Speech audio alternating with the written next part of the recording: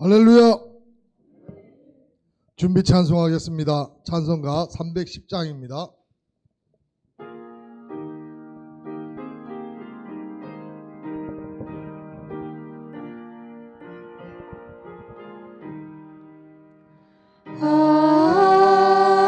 하나님의 은혜로 있을 데 없는 자 왜 구속하여 주는지 난 알 수 없도다. 내가 믿고 또 의지함은 내 모든 형편 아시는 주님 늘 보호해 주실 것을 나는 확실히 아네. 왜 내게 굳센 믿음과 또 복음 주셔서 내 마음이 항상 편한지 난 알 수 없도다. 내가 믿고 또 의지함은 내 모든 형편 아시는 주님 늘 보호해 주실 것을 나는 확실히 아네. 왜 내게 성령 주셔서 내 마음 감동해 주 예수 믿게 하는지 난 알 수 없도다. 내가 믿고 또 의지함은 내 모든 형편 아시는 주님 늘 보호해 주실 것을 나는 확실히 아네. 주 언제 강림하실지 혹 밤에 혹 낮에 또 주님 만날 그곳도 난 알 수 없도다. 내가 믿고 또 의지함은 내 모든 형편 아시는 주님 늘 보호해 주실 것을 나는 확실히 아네. 찬송가 303장입니다.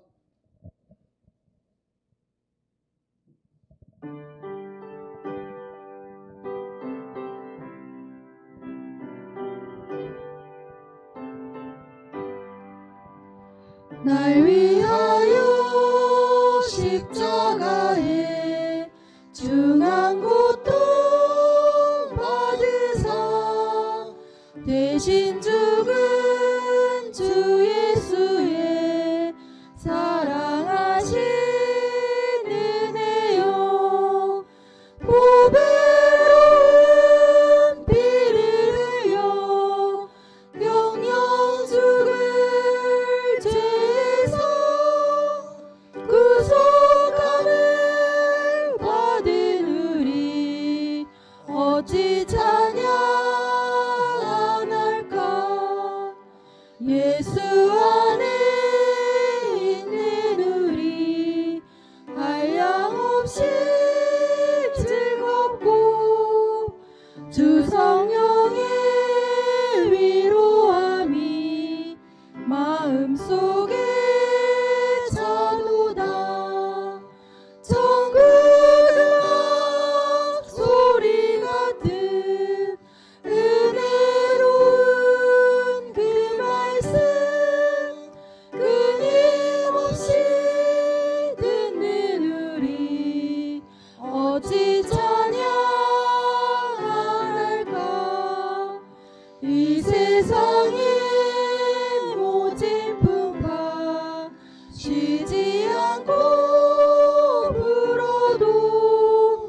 주님 안에 보호받는 우리 마음 편하다. 늘 깨어서 기도하고 저 천국을 바라며 주님만을 기다리니 어찌 찬양 안 할까. 네.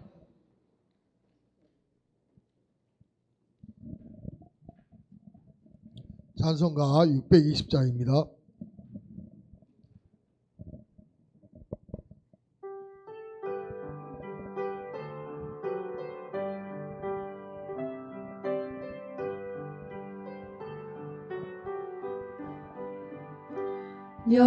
여기에 모인 우리 주의 은총 받은 자여라. 주께서 이 자리에 함께 계심을 아노라. 언제나 주님만을 찬양하며 따라가리니 시험을 당할 때도 함께 계심을 믿노라. 이 믿음 더욱 굳세라. 주가 지켜주신다. 어두운 밤에도 주의 밝은 빛 인도하여 주신다. 주님이 뜻하시니 헤아리기 어렵더라도 언제나 주 뜻 안에 내가 있음을 아노라. 사랑과 말씀들이 나를 더욱 새롭게 하니 때로는 넘어져도 최후 승리를 믿노라. 이 믿음 더욱 굳세라. 주가 지켜주신다. 어두운 밤에도 주의 밝은 빛 인도하여 주신다. 여기에 모인 우리 사랑받는 주의 자녀라. 주께서 뜻하신 바 우리 통해 펼치신다. 고통과 슬픔 중에 더욱 주님 의지하오니 어려움 이겨내고 주님 더욱 찬양하라. 이 믿음 더욱 굳세라. 주가 지켜주신다. 어두운 밤에도 주의 밝은 빛 인도하여 주신다.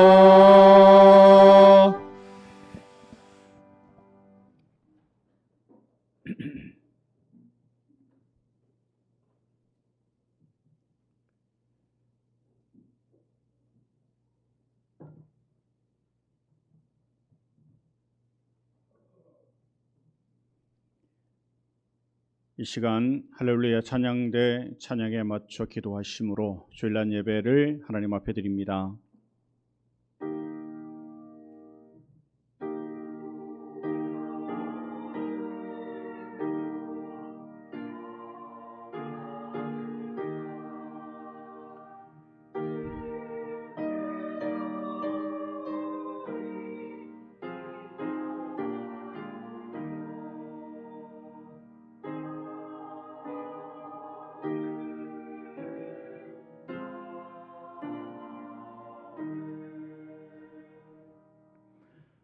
여호와는 나의 목자시니 내게 부족함이 없으리로다. 그가 나를 푸른 풀밭에 누이시며 쉴 만한 물가로 인도하시는도다.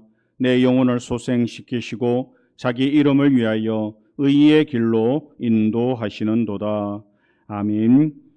자애로우신 하나님 아버지, 지난 한 주간 동안 베풀어 주신 사랑과 은혜에 인도하심에 감사를 드립니다. 일주일 동안 주님의 말씀을 읽으며 깨닫는 대로 실천하며 살고자 했지만 부족한 점이 너무도 많았습니다. 부족한 인간의 힘만으로는 유혹을 이기지 못하여 언제나 쓰러지고 넘어집니다. 거룩한 주일을 맞이하여 더욱 특별한 은혜를 사모하며 성전으로 나왔사오니 부족한 저희를 홀로 버려두지 마시고 진리의 말씀을 보내 주옵소서. 성령님께서 주시는 감동으로 지난 한 주간 풀지 못했던 문제를 해결할 수 있게 하시고 질병으로 고통받던 육신을 강건하게 고쳐 주시옵소서. 죄로 인해 심령이 억눌렸던 자들에게는 진리로 자유케 하여 주옵소서. 예수님의 이름으로 기원하옵나이다. 아멘. 일어나셔서 우리 함께 찬양합니다.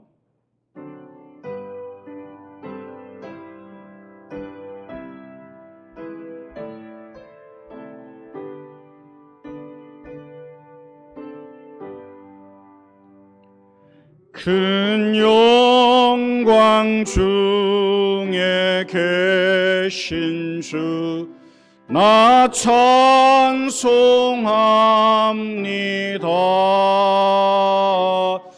영원히 계신 주 이름 나 찬송합니다.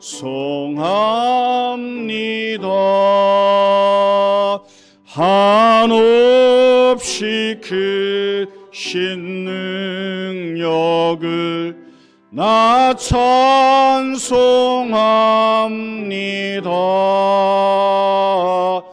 참되고 미쁜 그냥 나 찬송합니다.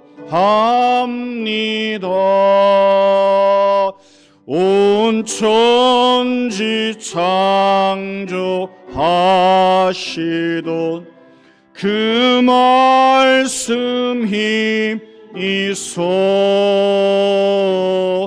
영원히 변치 않는 줄 나 믿사옵니다.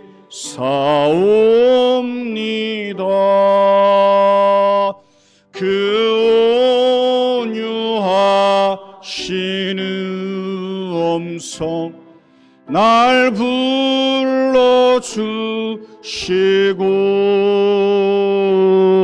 그 품에 품어 신이 나 찬송합니다.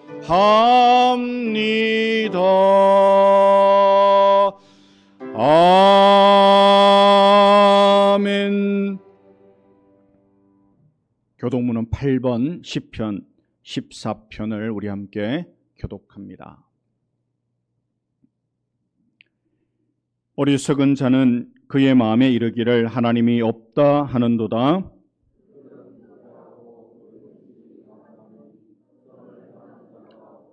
여호와께서 하늘에서 인생을 굽어 살피사 지각이 있어 하나님을 찾는 자가 있는가 보려 하신즉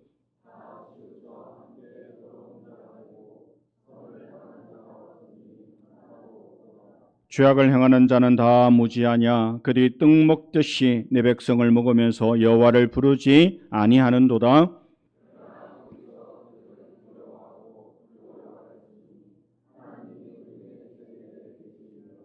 너희가 가난한 자의 계획을 부끄럽게 하나 오직 여호와는 그의 피난처가 되시도다. 여호와께서 그의 백성을 포로된 곳에서 돌이키실 때에 야곱이 즐거워하고 이스라엘이 기뻐하리로다. 아멘. 사도신경 오늘의 신앙을 함께 고백합니다. 나는 전능하신 아버지 하나님 천지의 창조주를 믿습니다. 나는 그의 유일하신 아들 우리 주 예수 그리스도를 믿습니다. 그는 성령으로 잉태되어 동정녀 마리아에게서 나시고 본디오 빌라도에게 고난을 받아 십자가에 못 박혀 죽으시고 장사된 지 사흘 만에 죽은 자 가운데서 다시 살아나셨으며 하늘에 오르시어 전능하신 아버지 하나님 우편에 앉아 계시다가 거기로부터 살아있는 자와 죽은 자를 심판하러 오십니다. 나는 성령을 믿으며 거룩한 공교회와 성도의 교제와 죄를 용서받는 것과 몸의 부활과 영생을 믿습니다. 아멘. 자리에 앉으셔서 함께 찬양합니다.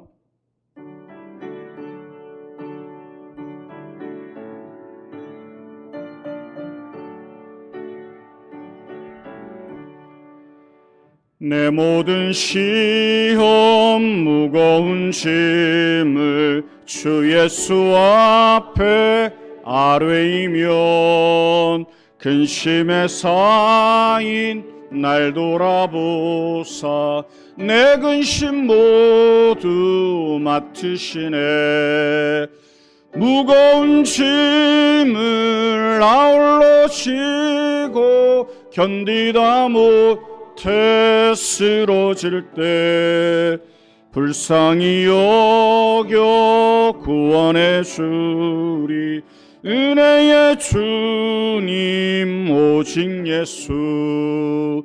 내 모든 괴로움 닥치는 환난 주 예수 앞에 아뢰이면 주께서 친히 날 구해 주사 넓으신 사랑 베푸시네.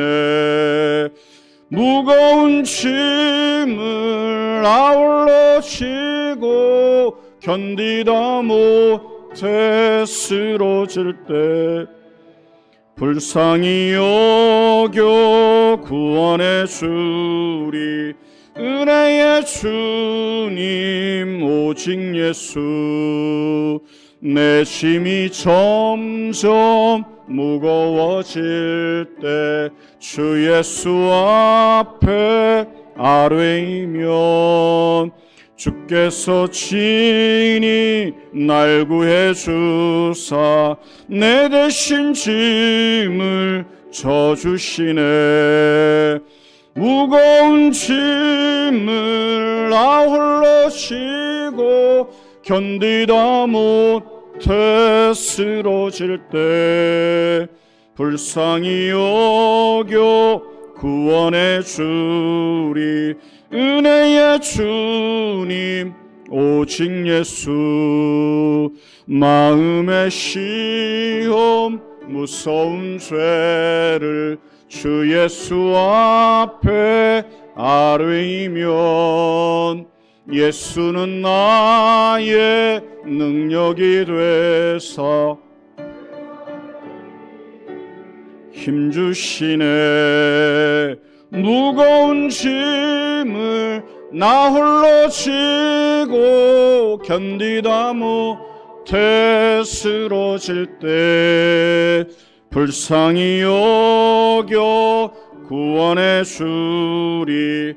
은혜의 주님 오직 예수. 아멘.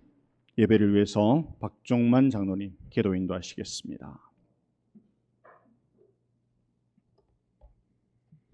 천지 만물을 창조하시고 우리의 삶을 인도하시는 하나님 아버지, 오늘도 우리를 주의 전으로 불러주셔서 하나님께 예배드릴 수 있도록 은혜를 주시고 기쁨으로 찬송과 기도를 드릴 수 있게 하셔서 감사와 찬송을 올려드립니다.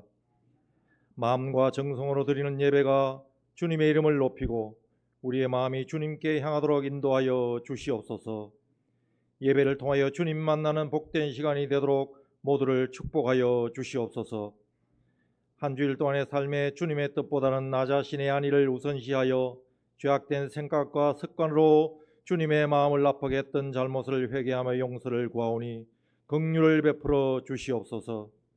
그리하여 우리의 신앙이 더욱 성숙하여 하나님 기뻐하시는 풍성한 열매를 맺게 하시옵소서.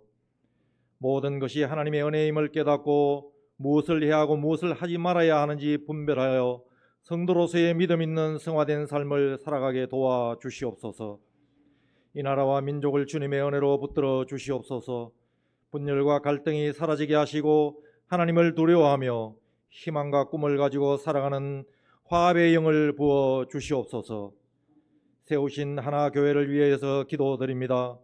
세우신 이 교회가 세상의 빛과 소금의 역할을 감당하게 하시고 진리의 말씀으로 맡겨진 사명을 잘 감당하는 공동체가 되도록 축복하여 주시옵소서. 모든 성도들이 서로 중보하며 섬기며 헌신하는 가운데 날마다 성장하는 교회가 되도록 도와 주시옵소서. 예배의 자리마다 성령 충만하게 하셔서 말씀 가운데 회복과 치유의 역사가 일어나게 도와 주시옵소서. 이 시간 성도들을 위해서 간절히 기도드립니다. 사고와 질병으로 인하여 육신적인 고난을 당한 성도들을 위로하여 주시고 속히 치유하여 주셔서 그들의 삶이 감사로 복되게 하시옵소서. 또한 마음의 여러 가지 문제들로 부르짖으며 간구하는 기도 소리를 들어주시사 간절한 기도에 응답받는 은혜를 누리게 하시옵소서. 우리 모두를 자녀들을 축복하여 주시사 하나님 잘 섬기는 자녀들로 성장하게 하시고 날마다 들려오는 소식들이 좋은 소식이 들려오도록 도와주시옵소서. 말씀을 선포하는 목사님에게 성령 충만함을 주셔서 생명의 말씀이 전파되게 하시고 말씀 가운데 주님의 은혜가 흘러 넘치는 시간이 되도록 축복하여 주시옵소서.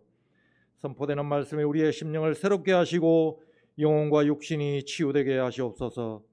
오늘도 교회 여러 곳에서 예배를 도우며 섬기는 성도들을 축복하여 주시옵소서. 그들의 섬김이 교회가 성장하게 하시고 하나 되는 공동체가 되게 하시옵소서. 찬양으로 영광 돌리는 찬양대의 찬양을 기뻐 받으시고 모두에게 평안을 내려 주시옵소서. 여러 가지로 예배에 참석하지 못한 성도들에게도 같은 은혜로 채워주시고 오늘도 이곳에 임재하여 계시는 예수 그리스도의 이름으로 감사하며 기도드렸습니다. 아멘.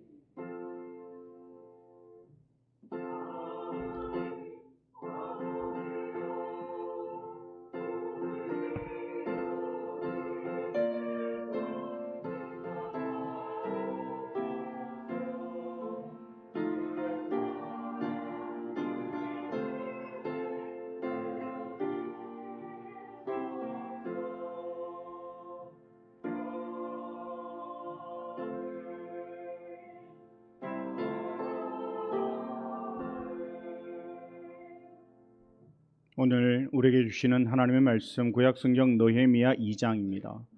18절에서 20절 말씀까지 제가 말씀 봉독해 드립니다. 또 그들에게 하나님의 선한 손이 나를 도우신 일과 왕이 내게 이런 말씀을 전하였더니 그들의 말이 일어나 건축하자 하고 모두 힘을 내어 이 선한 일을 하려 하매 호론 사람 산발랏과 종이었던 암몬 사람 도비하여 아라비아 사람 게셈이 이 말을 듣고 우리를 업신여기고 우리를 비웃어 이르되 너희가 하는 일이 무엇이냐 너희가 왕을 배반하고자 하느냐 하기로 내가 그들에게 대답하여 이르되 하늘의 하나님이 우리와 형통하게 하시리니 그의 종들인 우리가 일어나 건축하려니와 오직 너희에게는 예루살렘에 아무 기업도 없고 권리도 없고 기억되는 바도 없다 하였느니라. 아멘. 이 시간 우리 할렐루야 찬양대 하나님 앞에 찬양 올려드립니다.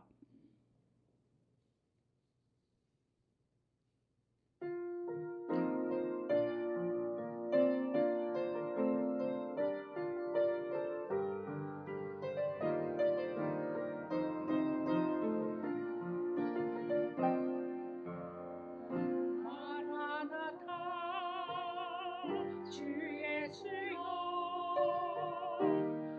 어서 오시옵소서.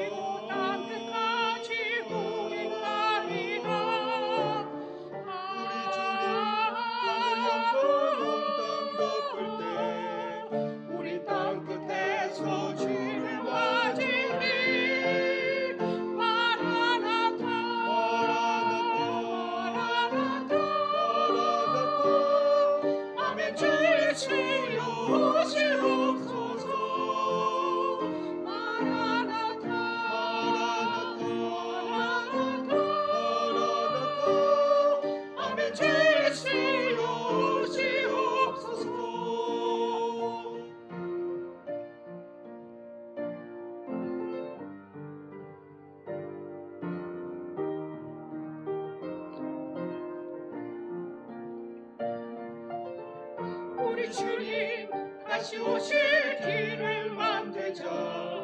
십자가를 지고 땅 끝까지 우린 가리라.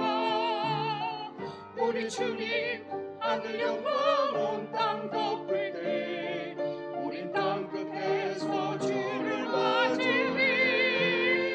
마라나타 마라나타 아멘. 주 예수여 오시옵소서. 마라나타 마라나타 아멘. 주 예수여 오시옵소서. 아멘. 주 예수여 오시옵소서. 아멘. 주 예수여 오시옵소서.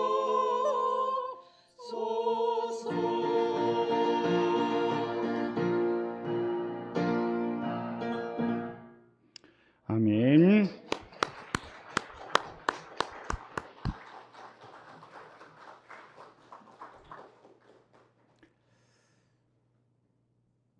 에어컨 바람보다 훨씬 더 시원한 가을 바람이 부는 계절이 되었습니다. 가을을 주신 하나님 앞에 감사하고 이 환절기에 더욱더 강건케 되는 그런 놀라운 은혜가 우리 예배하는 모든 성도들에게 함께 하시기를 축원합니다. 우리 앞뒤 좌우에 계신 분들과 인사 나누시겠습니다. 반갑습니다. 잘 오셨습니다. 안녕하세요. 잘 지내셨습니까? 반갑습니다. 미국 뉴욕이 번창하게 되자 맨하튼 섬과 그리고 브루클린을 왕래하는 사람들이 많아지게 되었습니다. 이 맨하탄 섬과 브루클린 사이에는 큰 강이 흐르고 있었는데, 바다와 연결되는 강이 흐르고 있었는데 다리가 없던 때라 사람들은 배를 이용할 수밖에 없었습니다. 워낙 물살이 세어서 다리를 세울 엄두도 내지 못했습니다. 사람들은 강이 넓었고 물살이 너무 세서 다리를 놓을 수 없으니 배를 타고 다니는 게 너무나 당연했고 그 불편을 감수하며 계속 배를 타고 왔다 갔다 하고 있었죠.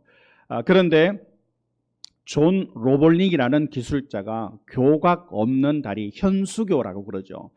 이렇게 다리가 있으면 발이 있는데 발이 없이 이렇게 긴 현수교를 설계를 했습니다. 그러자 다른 전문가들이 이 존을 보고 공상가라고 놀리고 비웃었습니다. 이에 굴하지 않고 존 로볼링은 아들 워싱턴 로볼링과 함께 교각 없는 다리를 건축하기 시작합니다. 처음부터 난공사였습니다. 그가 막 공사를 시작할 즈음 1869년 페리와 선착장 사이에 다리가 끼는 사고가 일어났습니다. 이게 존 로볼링이라는 아버지가 이제 건축하려고 왔다 갔다 하면서 이제 배를 타고 가는데 선착장에 다리가 끼어서 발가락을 절단해야만 했습니다. 그런데 어이없게도 그는 파상풍 합병증으로 갑자기 죽게 됩니다. 항생제가 없던 시절이었기 때문에 흔하게 일어나는 일이었다고 그래요. 요즘 같으면 뭐 발가락 아니라 다리를 절단해도 살 수 있지만 그 당시에는 이 절단하고 이게 제때 낫지 않으면 파상풍으로 말미암아 죽음을 맞이하게 되죠. 아버지 존이 갑자기 죽고 아들 워싱턴 로볼링은 아버지의 사업을 잇게 되는데 그때 그의 나이가 32살이었습니다. 현수교의 그 주탑, 높은 탑 있죠. 이렇게 줄을 그는 그 탑을 견고하게 하려는 작업으로 강 아래 깊은 곳을 오르내리던 그는 잠수병에 걸려 꼼짝없이 누워 지내게 되었습니다. 아버지는 파상풍 합병증으로 돌아가셨고 아들은 또 잠수병에 걸려서 누워서 지내야만 하는, 일어설 수 없는 안타까운 상황이 되었습니다. 로볼링 부자일 뿐만 아니라 교각 없는 다리도 좌절되는 듯 보였죠. 이때 워싱턴의 아내였던 에밀리 로볼링이 다시 다리 건설에 필요한 모든 공부를 하고 공사 책임자가 되어 11년 동안 계속 그 일을 감당합니다. 아들 워싱턴은 집에서 망원경으로 공사 현장을 지켜보고 감독했고, 에밀리는 남편의 손가락 지시를 따라 다리 건설을 감독하게 됩니다. 그동안 건설 현장에서는 온갖 어려운 사건들이 연속적으로 일어났습니다. 그러나 그녀는 주저앉지 않았고 결국 16년이 지나 1883년 그 다리는 완공되었다고 합니다. 150년이 지난 지금도 그 다리는 건재하고, 그 다리는 밑에 부분에는 차들이 지나가고 위에는 사람들이 지나다니는, 그야말로 없어서는 안 되는 아주 아름다운, 지금도 많은 관광객들이 찾고 지금도 사람들이 통행하는 그런 다리가 되었다라고 합니다.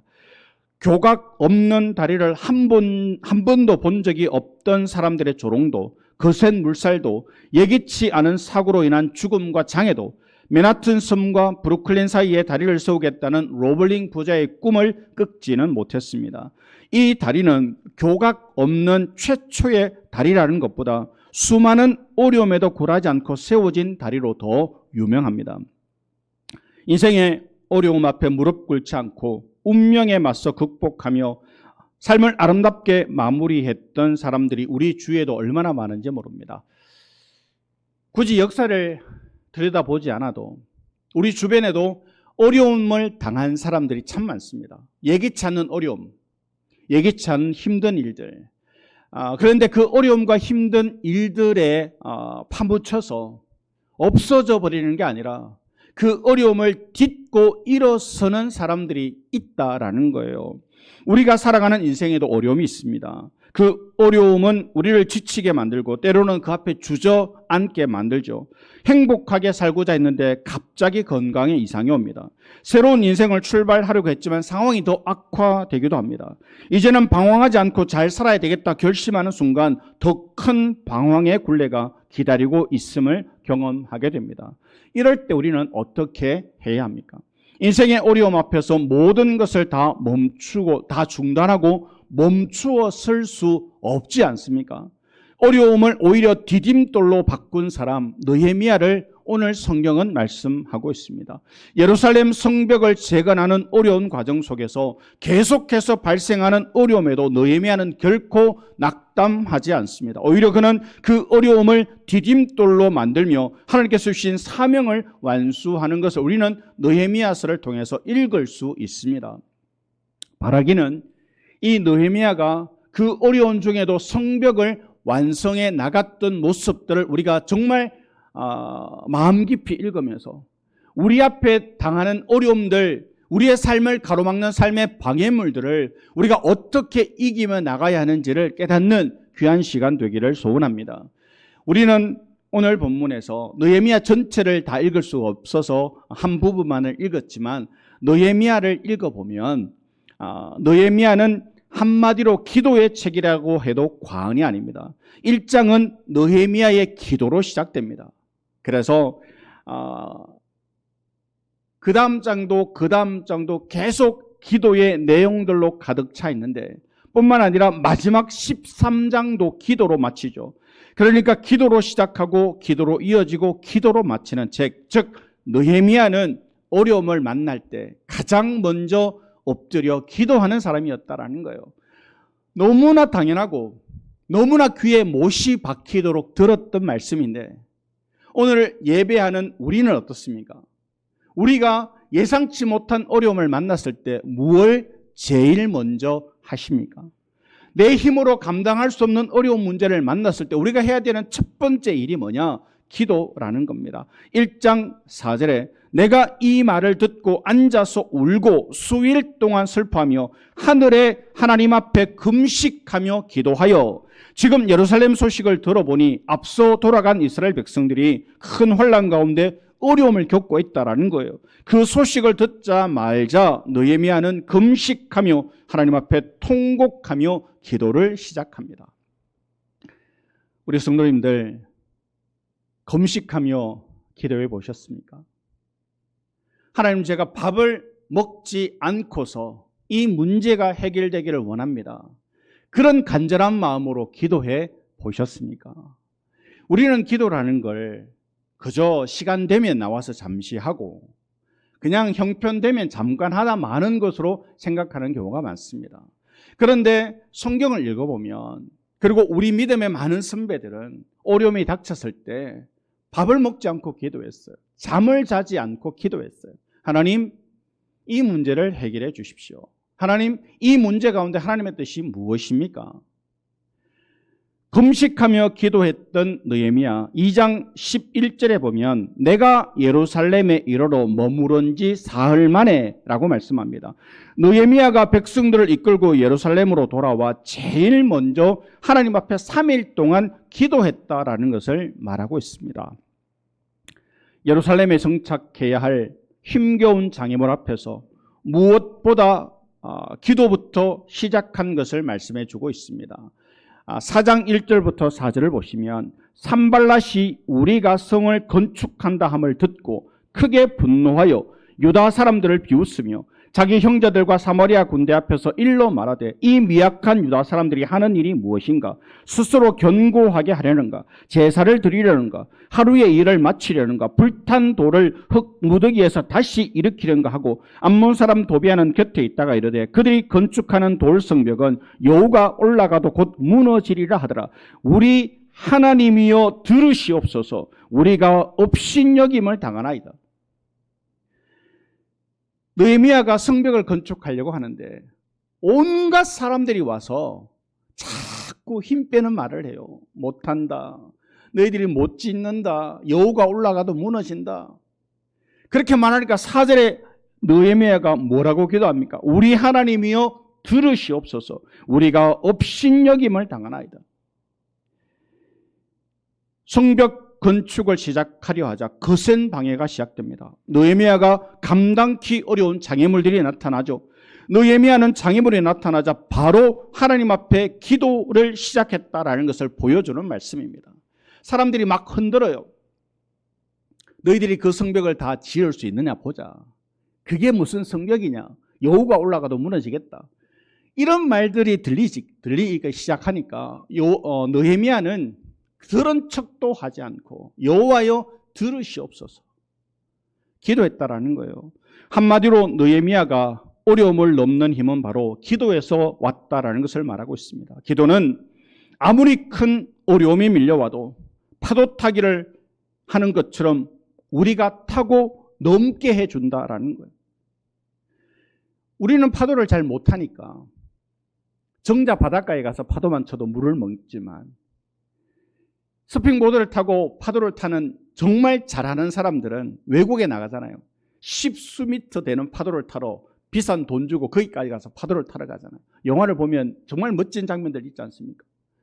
파도를 잘 타는 사람은 큰 파도를 기다리고 그 큰 파도를 멋지게 넘어갑니다. 기도를 잘하는 사람은 어려움을 멋지게 넘죠. 그러나 기도가 서툴러도 기도를 하기만 하면 우리는 그 어려움에 잠식되지 않음을 성경은 말씀합니다. 기도가 우리를 지켜줍니다. 기도가 우리가 갈 길을 안내해 주죠. 기도가 다가오는 어려움을 넘게 해줍니다. 느헤미야는 파도타기 프로 선수와도 같았습니다. 멋진 모습으로 밀려오는 파도를 선수처럼 멋지게 넘는 모습을 우리에게 보여주고 있습니다. 우리가 이 말씀을 읽으면서 우리 앞에 어떤 어려움을 만나셨습니까? 우리 앞에 어떤 어려움이 산적해 있습니까? 그 어려움을 이기는 방법이 어디에 있습니까? 기도밖에 없는 줄로 믿습니다. 마가복음 6장 예수님께서 보리떡 5개와 물고기 2마리로 5,000명을 먹이신 사건이 나옵니다. 예수님께서 제자들에게 먹을 것이 있는지 찾아보라 말씀하셨고 제자들은 가진 게 없었고 찾아보니까 한 어린아이의 도시락, 작은 물고기 2마리, 보리떡 5개 이것으로 장전만 5,000명이 넘는 사람들을 먹이는 것은 불가능했는데 예수님께서는 너희가 먹을 것을 나누어 주어라 말씀하시고 사람들을 그룹으로 앉게 하시고 그 어린아이 도시락 하나를 나누어 주기 시작했는데 그 모인 5,000명이 먹고도 12바구니를 거두게 되는 놀라운 역사가 일어납니다. 만약 그 현장에 우리가 있었다면 얼마나 가슴이 벅찼을까요? 제자들이 흥분합니다. 아무리 불가능한 일이라도 주님 말씀만 믿고 순종하면 기적이 나타나는구나. 정말 예수님이 원하기만 하면 이 어린아이의 별 것 없는 이 도시락 하나로도 5,000명이 먹고도 남는구나. 제자들은 너무너무 흥분했을 것입니다. 그 후에 예수님께서 제자들에게 배를 타고 건너편으로 먼저 가 있으라 말씀하시죠. 그런데 여기에서 문제가 발생합니다. 예수님 말씀을 믿고 순종해서 가는 도중 제자들이 태풍을 만납니다. 태풍이 얼마나 무섭게 불었든지 생명을 포기할 정도였습니다. 이에 제자들은 단순히 태풍을 만났다는 사실보다도 주님 말씀을 믿고 따랐음에도 태풍을 만났다는 것이 더 당황스러웠죠. 주님 말씀에 순종하면 태풍이 불다가도 중단되어야 하는데 그 태풍 때문에 더 혼란스러워지고, 그럼에도 불구하고 주님 말씀에 계속 순종해야 되는지 의문이 생겼기 때문이죠. 우리도 이런 경우를 보죠. 하나님께서 뜻하시고 기뻐하셔서 직분을 맡았지만 하면 할수록 어려움이 계속 다가옵니다. 이건 아닌 모양이다.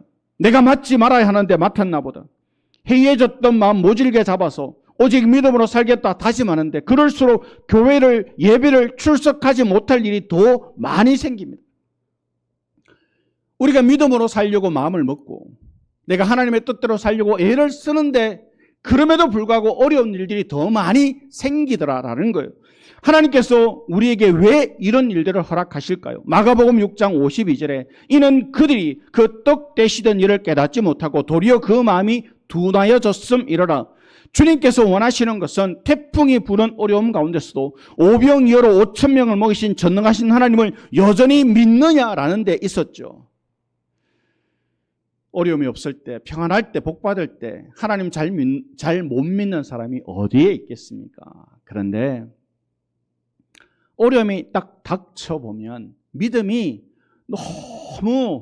너무 밉천이 드러나는 거예요.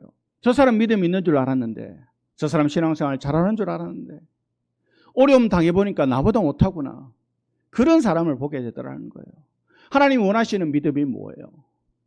태풍이 불어도 거기에서 배가 곧 침몰할 것 같아도 말씀 믿고 가는 우리를 하나님께서 지키실 것이라는 그런 믿음이 있느냐라는 거예요. 오늘 우리가 믿음으로 나아가는 그 길에 어려움을 만난다 하더라도 좌절하고 돌아설 것이 아니라 나의 주, 나의 하나님으로 믿는 그 믿음을 주님 보시기를 원하시죠. 여기서 분명한 사실 한 가지는 모든 일이 순탄하게 진행되면 자기 스스로의 노력 때문인 줄로 착각하고 교만에 빠질 속성을 미리 아시고 배려하신 주님의 섭리라는 거예요.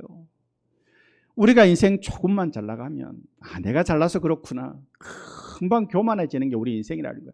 그래서 하나님이 때로 우리의 인생 가운데 태풍을 보내시고 때로 어려움을 주시고 하나님을 의지하는 삶을 살라 말씀하신다라는 거예요. 느헤미야는 성이 회파되었다는 소식을 듣고 슬펐죠. 그래서 4개월 동안이나 엎드려 기도합니다. 아닥사스다 왕의 마음을 하나님께서 바꾸어 주십시오. 하나님께서 제 기도에 강권적으로 응답해 주시옵소서. 이 하나님께서 느헤미야의 간절한 기도에 응답해 주셨을 뿐만 아니라 아닥사스다 왕의 조서를 받아 가는 길이 완벽하게 평탄하도록 인도해 주시죠.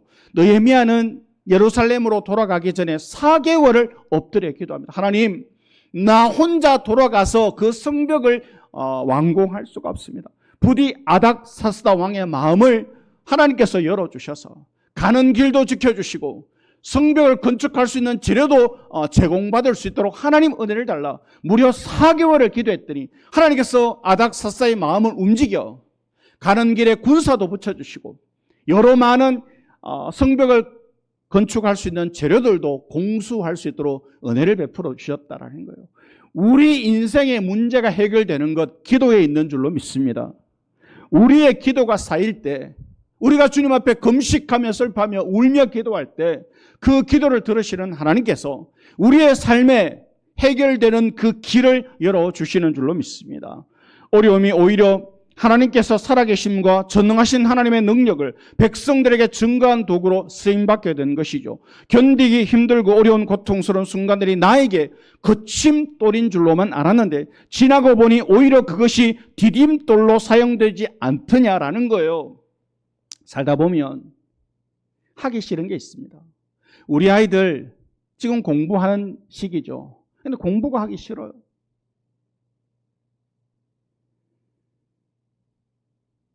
그런데 지금 우리 부모님들 그런 후회하시잖아요. 그때 내 공부 좀 할 거로. 내가 그때 공부 안 해서 지금 이 고생을 하고 사는구나. 군대 가는 거 다 힘들어합니다. 그런데 군대 갔다 오면 남자 인생에 평생토록 보이지 않는 힘이 되고 잠재력이 됩니다.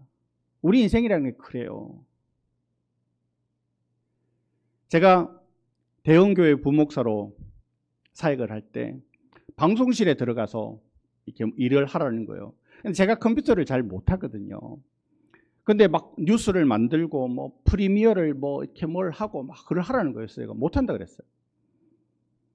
근데 지금 와서 그때 내가 해서 배웠으면 제가 담임 목사가 돼서 지금 멋있게 영상도 만들고 그러면 참 좋았을 텐데라는 생각을 해봅니다.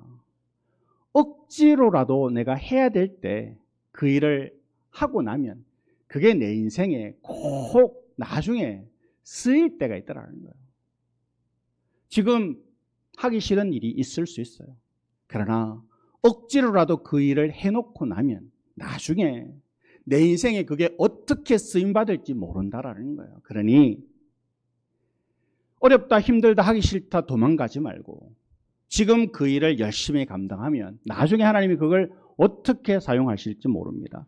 그러므로 지금 우리가 깊은 늪 속에 빠져있다 할지라도 생명력 있는 하나님의 말씀으로 다시금 힘차게 일어나시기를 바랍니다. 하나님 말씀 온전히 믿고 순종하고 기도함으로 어려움을 디딤돌 삼아 다시금 힘차게 일어나 세상을 향해 담대히 나아가는 우리 모든 성도 되시기를 축원합니다. 예루살렘 성벽을 재건하려던 느헤미야에게 이스라엘 백성들 마음속에 있던 실패 의식이야말로 진짜 어려움이었습니다. 당시 이스라엘 백성들은 성벽을 재건하려고 애쓰고 힘썼는데 도무지 안 되더라라는 패배의식, 실패의식에 젖어 있었죠.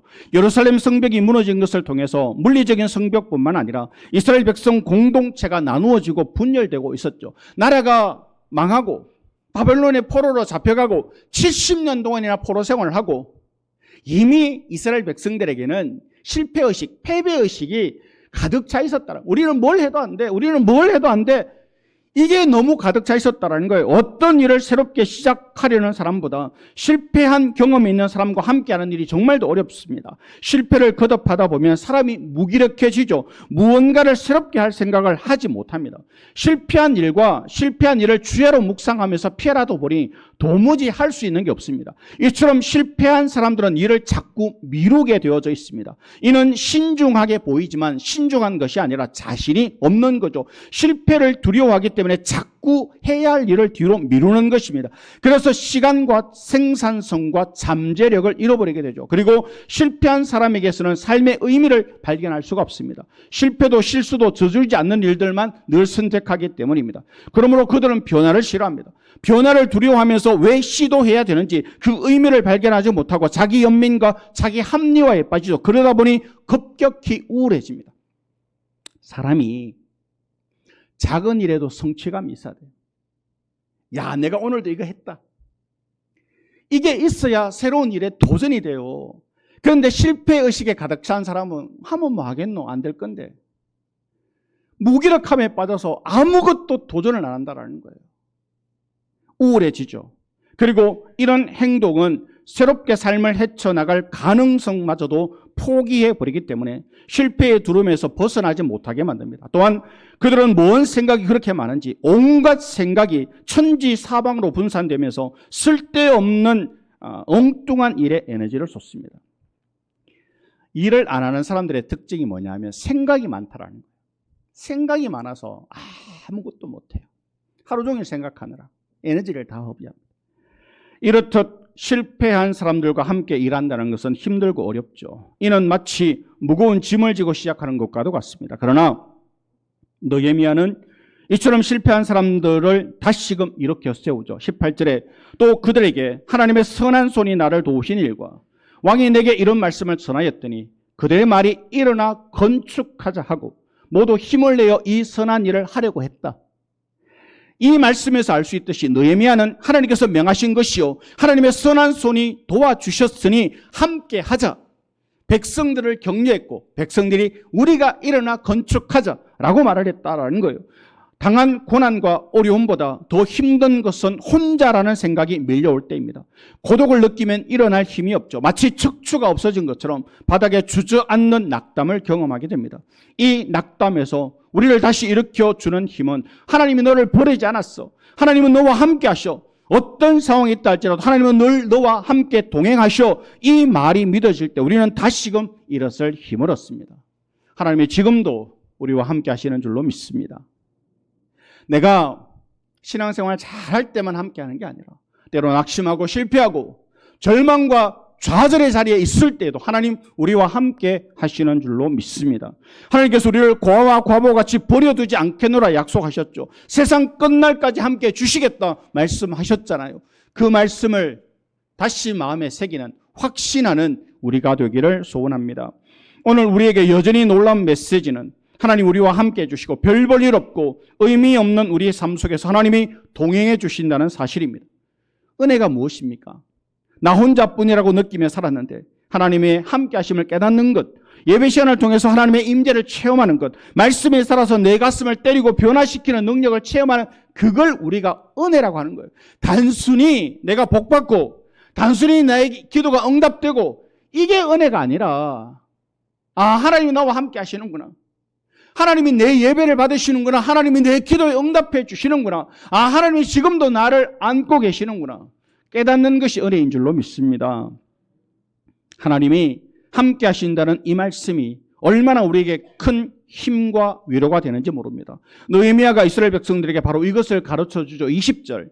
내가 그들에게 대답하여 이르되 하늘의 하나님이 우리를 형통하게 하시리니 그의 종들인 우리가 일어나 건축하려니와 오직 너희에게는 예루살렘에 아무 기업도 없고 권리도 없고 기억되는 바도 없다 하였느니라. 이스라엘 백성들은 예배를 드리는 것도 전도하는 것도 성전을 건축하는 것도 아닌 성벽을 재건하고자 했죠. 바로 그때 성벽을 재건하는 일이 하나님께서 백성들에게 맡겨주신 하나님의 일이라는 사실을 일깨워주고 그들이 바로 하나님의 자녀들이라는 사실을 깨닫게 해 주었던 거죠. 신앙생활하면서 내가 해야 될 일이 뭔지를 아는 것, 내가 하나님의 자녀인 것, 하나님의 나를 직분자로 세웠다는 것, 이걸 잊지 않고 기억하는 게 정말 중요합니다. 그러므로 이스라엘 백성들이 용기 백배해서 기쁨으로 그 일을 감당하죠. 보냄받은 자의 의식이 없으면, 훈련이 되어 있지 않으면 우리는 삶 속에서 조금만 힘들고 어려워도 쓰러지고 넘어질 수밖에 없습니다. 넘어지는 것도 자꾸 훈련하면요, 요령이 생깁니다. 유도하는 친구들 보면 낙법이라는 걸 훈련하잖아요.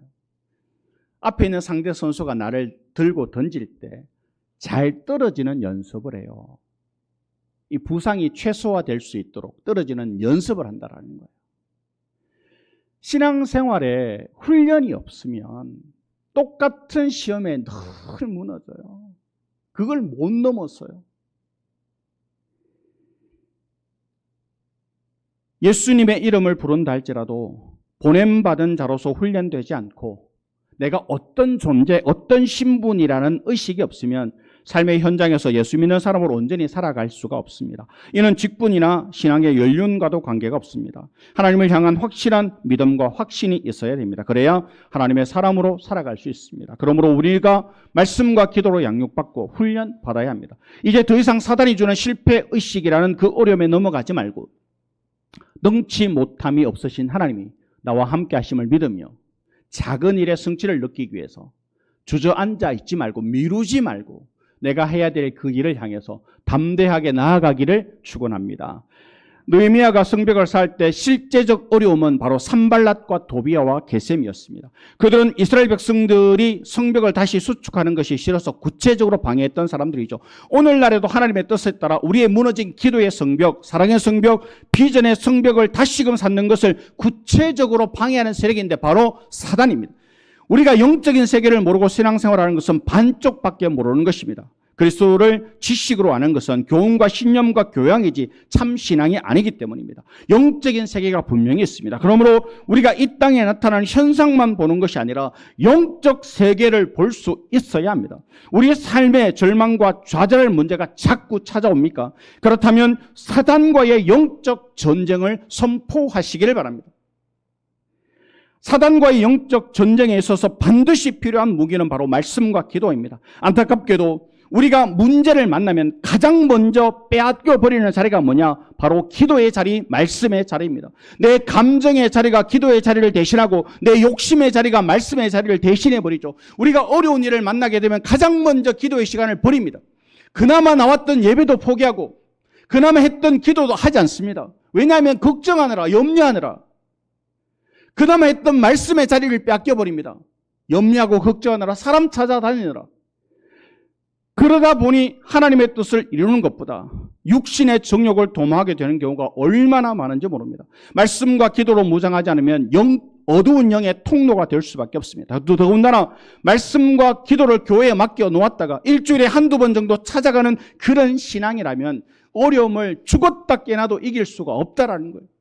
그러므로 어려움에 직면한 순간 이게 영적 전쟁이구나. 사단이 나로 하여금 하나님의 뜻대로 하나님 말씀대로 살지 못하도록 지금 나를 묶어두고 있구나. 분명히 깨닫고 예배의 자리로 기도의 자리로 나오라는 거예요. 예기치 못한 어려운 문제를 만나면 사람들은 백방으로 그 문제를 해결하려고 애를 씁니다.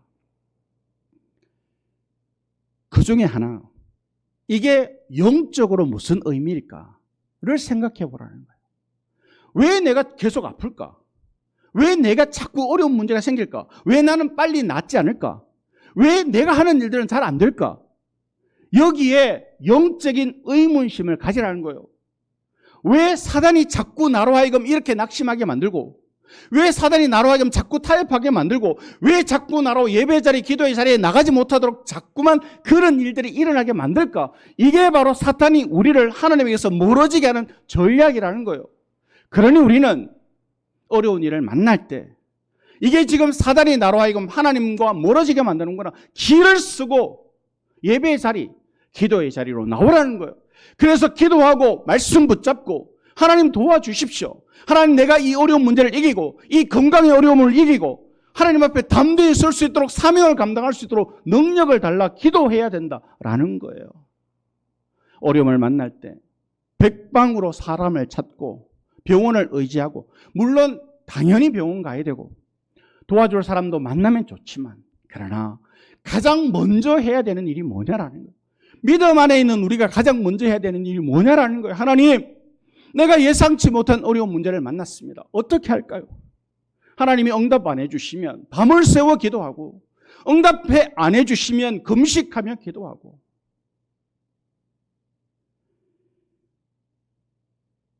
이것이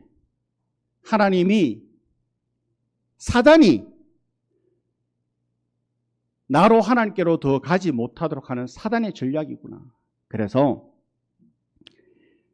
이것이 영적 전쟁임을 선포하고 세상으로 힘차게 나아가는 지혜로운 주의 백성이 되어야 한다는 거예요. 느헤미야는 너희들은 성벽을 쌓는 것을 방해하지만 예루살렘 성벽에 대해서 어떤 권리도 명분도 없다라고 선포하죠. 이것이 바로 영적 선포입니다. 어둠의 영들은 하나님에게서 주신 자녀의 권세를 빼앗을 명분과 권리, 그 어떤 것도 없습니다. 그러므로 오늘 이 시간 예배의 자리에 나온 우리도 이렇게 선포해야 됩니다. 어둠의 영들아, 하나님께서 내게 주신 기쁨과 평안을 너희들에게서 빼앗길 아무런 이유가 없다. 이 권세는 세상의 흑암이나 절망도, 그 어떤 정복자나 악한 영들도 끊어낼 수가 없습니다. 우리도 이 확신 가지고 어둠의 세력들에게 담대하게 선포하라는 거예요. 자꾸 어려운 일들이 생기더라. 예수의 이름으로 명하노니 이 어려운 문제들은 떠나갈지어다. 이렇게 선포하고, 그리고 내가 지금 무엇을 잡고 있는지 보라는 거예요. 내가 지금 이 어려운 상황에 믿음 붙잡고 있습니까? 말씀 붙잡고 있습니까? 기도의 끈을 붙잡고 있습니까? 아니면 다른 방법을 찾으려고 애를 쓰고 있습니까? 왜 우리 아이들이 잘못된 길을 가면, 왜 어머니 아버지는 낙타 무릎이 되도록 왜 엎드려 기도해야 됩니까? 다른 방법이 없기 때문이에요. 기도 말고 다른 방법이 없다. 성경이 그렇게 말씀하지 않습니까? 어려운 일을 만날 때 기도하고 실패의식에서 벗어나라는, 자꾸 미루고 우울감에 밀려오는데 거기에 빠지고 그러지 말라라는 거예요. 담대하게 일어서라는 거예요. 그리고 지극히 작은 것에 내가 이번 주에 일주일 동안도 내가 모든 예배 다 나왔다. 하나씩 성취감을 가지라는 거예요. 내가 오늘은 5분 기도했는데 내일은 10분 기도하고, 그래 오늘은 한 장 읽었는데 내일 2장 읽고, 그런 작은 것에 성공의 성취감을 느끼면서 하나님께로 한 걸음 한 걸음 나아갈 때, 우리는 어려움을 딛고 일어서는 장애물 때문에 침몰되는 인생이 아니라 그 장애물을, 그 침돌을 딛고 일어서는, 디딤돌을 밟고 일어서는 주의 백성들이 되는 줄로 믿습니다. 어려움이 왔다고, 힘들고 어려운 장애물들이 우리 인생 가운데 가득하다고 징징거리지 말고, 슬프다, 힘들다, 우울하다, 거기에 끌려다니지 말고 영적 전쟁을 선포하고, 하나님 내가 말씀으로 살기를 소원하오니 하나님 나와 함께 하시고 예수의 이름으로 명하노니 이 어려운 모든 문제들은 떠나갈지어다 선포하고, 하나님의 백성답게 살 수 있도록 힘 달라고, 능력 달라고 기도하며 이 어려운 문제들을 넉넉히 이기고 나가는, 그 침돌을 밟고 일어서 디딤돌 위에 굳게 서는 우리 모든 성도 되시기를 말씀 의지하여 축원합니다. 하나님 아버지, 어려운 문제들이 있습니다. 힘든 문제들, 잘 해결되지 않는 어려운 문제들, 여기에 영적인 문제가 있음을 깨닫습니다. 느헤미야처럼 기도하게 도와주시고, 실패의식에 사로잡혀 계속해서 미루고 우울감에 빠져 아무것도 도전하지 못하는 안타까운 신앙 되지 않게 도와주시고, 말씀 붙잡고 일어서서 영적 선포를 외치며 그렇게 담대하게 믿음으로 우리 앞에 놓인 이 모든 그 침돌을 밟고 일어서서 디딤돌이 되어지는, 그래서 더 한 단계 올라서는 놀라운 믿음의 삶을 살아가는 우리 모든 성도들 되게 하여 주옵소서. 감사드리며 예수님 거룩하신 이름으로 기도드립니다. 아멘. 우리 함께 찬양합니다.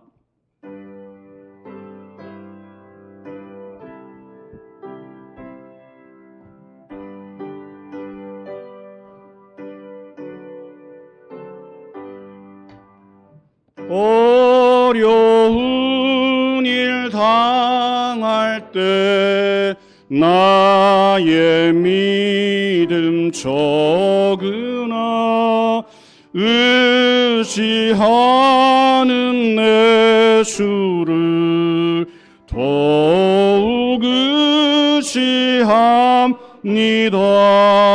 세월 지나갈수록 의지할 것뿐일세. 무슨 일을 당해도 예수 의지함. 성령께서 내 마음 밝히 비춰주시니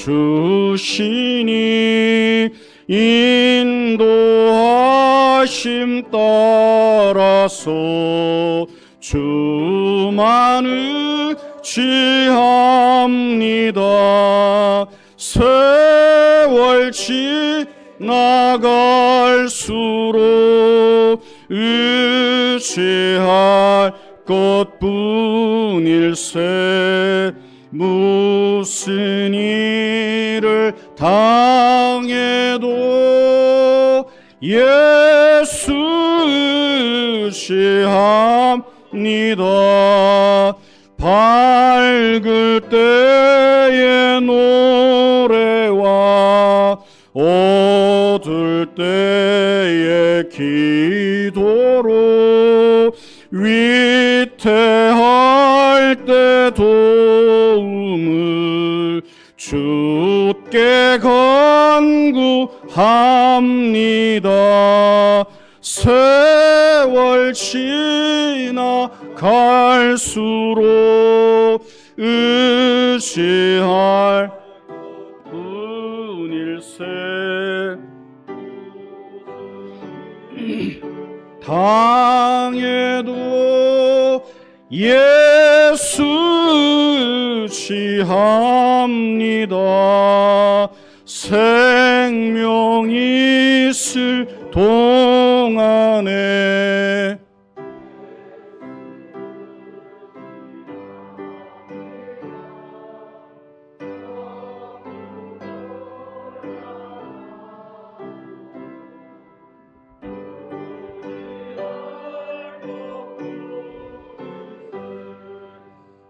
세월 지나갈수록 의지할 것뿐일세 무슨 일을 당해도 예수 의지합니다. 아멘. 드린 예물 위해 기도드립니다. 여호와를 경외하는 자에게 복을 주시는 하나님, 가끔은 세상 풍조에 밀려 분수 없는 삶을 살고 방황할 때마다 말씀의 구름 기둥으로 인도해 주심을 감사드립니다. 우리가 살아가는 모든 것이 예배드리며 예물 드릴 수 있는 것도 하나님의 은혜인 줄로 믿습니다. 때를 따라 돕는 은혜로 주신 모든 것에 감사드리며 11조의 예물을 드립니다. 이 예물을 드리는 가정마다 행복의 꽃이 만발하고 수고의 열매가 풍성하게 하옵소서. 감사와 선교와 건축과 주의 헌금으로 드리는 손길마다 기쁘게 받아주시고 이 예물이 천국문을 여는 열쇠가 되게 하여 주옵소서. 몸이 아파 예배 자리에 나오지 못하는 성도들에게 치유의 은혜를 더하사 하루빨리 함께 예배드리는 은혜를 허락하여 주옵소서. 오늘도 보이는 곳에서 보이지 않는 곳에서 온 마음 다해 예배를 섬기는 모든 성도들의 삶에 축복의 통로를 활짝 열어 주시옵소서. 만복의 근원이 되시는 예수님의 이름으로 축복하며 기도하옵나이다. 아멘.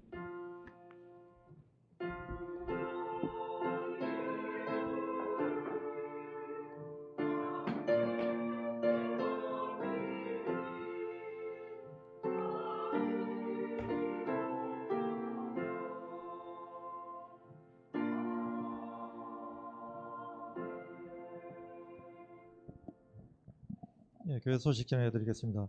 점심 식사 후 1시 20분에 본당에서 함께 찬양하고 예배를 드리는 구역 예배로 꼭 모이시고 목회 일기를 작성해 제출해 주시기를 바라겠습니다.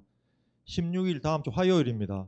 11시에 울산노회 전 노회장 모임과 예배가 우리 교회에서 있습니다. 관심을 가져주시고 기도해 주시기를 바라겠습니다. 좀 헌신을 해 주실 분들은 10시 한 반까지 좀 교회 오셔서 안내도 좀 해주시고 도와주셨으면 고맙겠습니다. 중부 시차례가 17일 수요일 오전 11시 길천자연교회에서 열립니다. 금요기도에 참여하셔서 나라를 위해 교회와 성도들을 위해 기도하는 성도들이 되시기를 바라겠습니다. 성경 일독으로 이재미 권사님 이독하셨습니다. 이번 주간 생일자는 박주미 성도님입니다.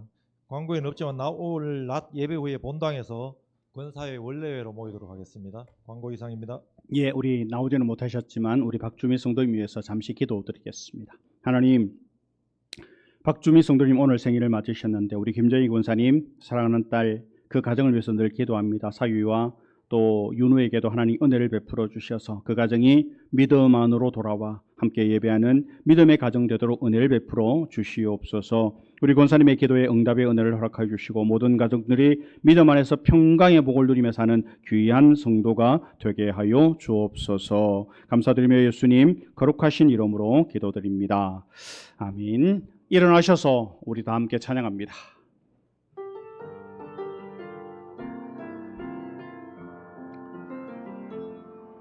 오늘 이곳에 계신 성령님 우리에게 말씀하시고 우리를 가르치소서. 닫힌 우리만 열어주시고 주의 빛으로 밝혀 우리를 인도하소서. 주님보다 앞서지 않고 겸손하게 주님의 말씀 기다리니 주님 손에 우리를 드립니다. 사랑으로 인도하소서. 주님보다 앞서지 않고 겸손하게 주님의 말씀 기다리니 주님 손에 우리를 드립니다. 사랑으로 인도하소서. 지금은 우리 주 예수 그리스도의 은혜와 하나님 아버지의 그 크신 사랑하심과 성령 역사하시고 교통하시고 충만하심이 어려운 일을 만날 때 간절히 기도하며 실패의식에서 빠져나와 영적 선포를 외치며 하나님과 동행하며 하나님의 은혜로 승리함을 믿으며 담대하게 그 어려움을 딛고 일어나 승리의 삶을 살아가기를 원하는 여기 모인 모든 주의 백성들 가운데 지금부터 영원토록 함께 하시기를 간절히 축원하옵나이다. 아멘.